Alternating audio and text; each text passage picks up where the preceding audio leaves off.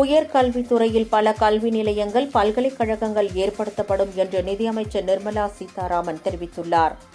2026-27 நிதி ஆண்டுக்கான மத்திய அரசின் பட்ஜெட்டை தொடர்ந்து 9வது முறையாக நிதியமைச்சர் நிர்மலா சீதாராமன் மக்களவையில் இன்று தாக்கல் செய்தார்.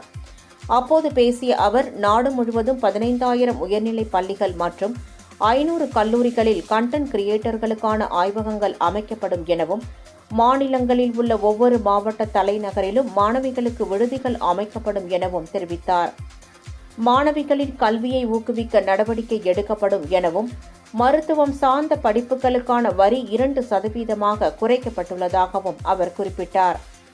தொழில் மற்றும் கல்வி நிறுவனங்களுக்கு அருகே 5 பல்கலைக்கழக நகரங்களை உருவாக்க மாநிலங்களுக்கு ஆதரவு அளிக்கப்படும் எனவும், ஆயுர்வேதத்திற்காக புதிதாக 3 அகில இந்திய நிறுவனங்கள் உருவாக்கப்படும் எனவும் அவர் தெரிவித்தார்.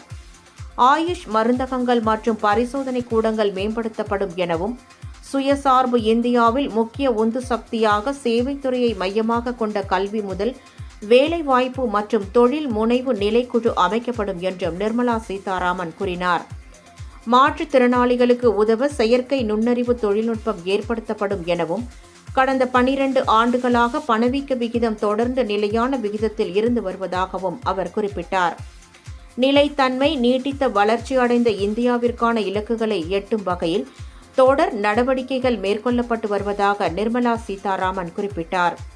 பட்ஜெட்டை தாக்கல் செய்வதற்கு முன்னதாக குடியரசுத் தலைவர் திரௌபதி முர்முவை நிதியமைச்சர் நிர்மலா சீதாராமன் சந்தித்து பேசினார். அப்போது நிர்மலா சீதாராமனுக்கு தயிரில் சர்க்கரை கலந்த இனிப்பை ஊட்டி குடியரசுத் தலைவர் திரௌபதி முர்மு வாழ்த்து தெரிவித்தார்.